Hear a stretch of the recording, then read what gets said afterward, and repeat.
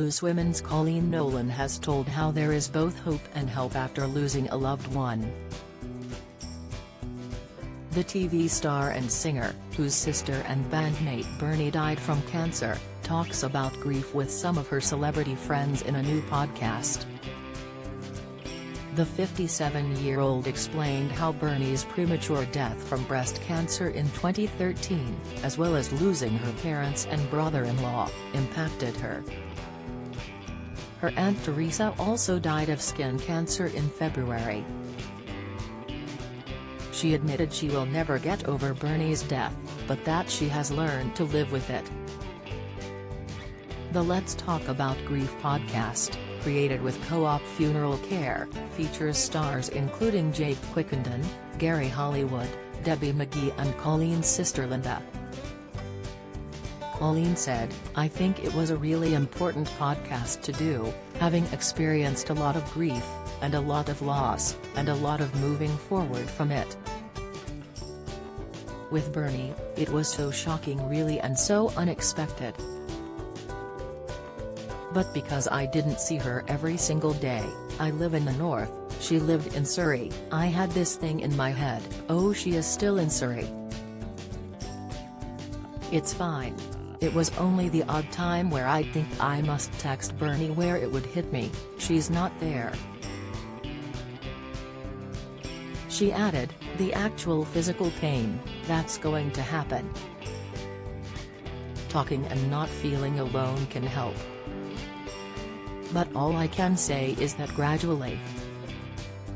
I'll never get over losing my sister, but I've learned to live with it and I can think of her and smile and miss her for the joy she brought to us. The one thing grief takes away from you is hope, initially.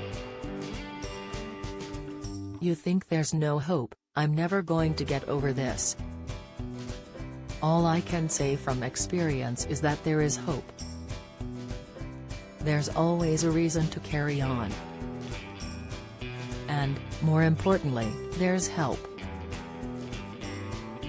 Despite worrying the podcast might be depressing, Coleen said that often the conversations ended in laughter, though it is important that people are not judged for how they grieve.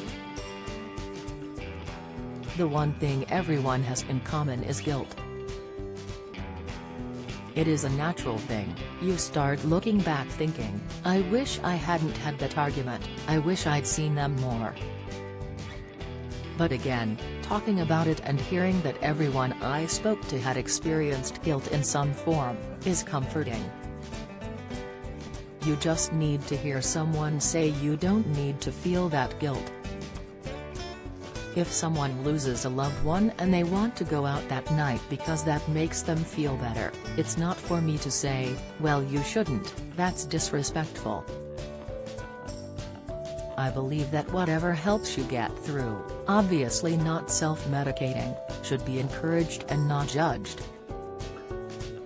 Flashdance singer Irene Cara dies aged 63 as tributes pour in. She described her own natural response to grief, "I'm not good at it.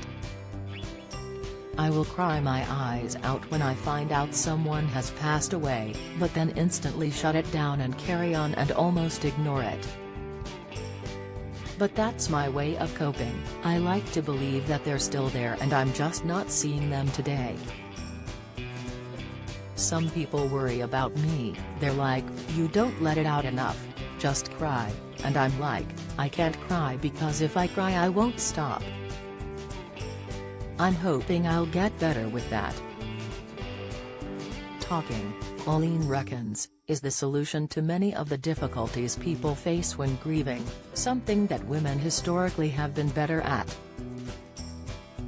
"It was great having Jake talking so openly about it and being on camera crying, I think that will mean a lot especially for young guys.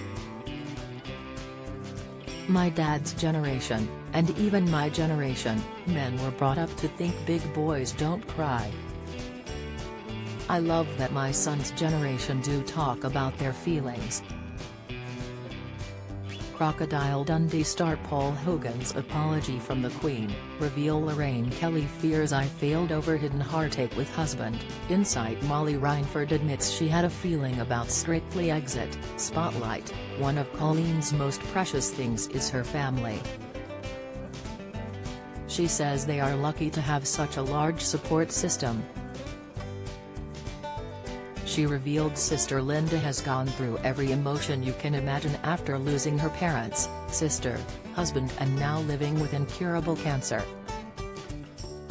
Yet she is one of the strongest people.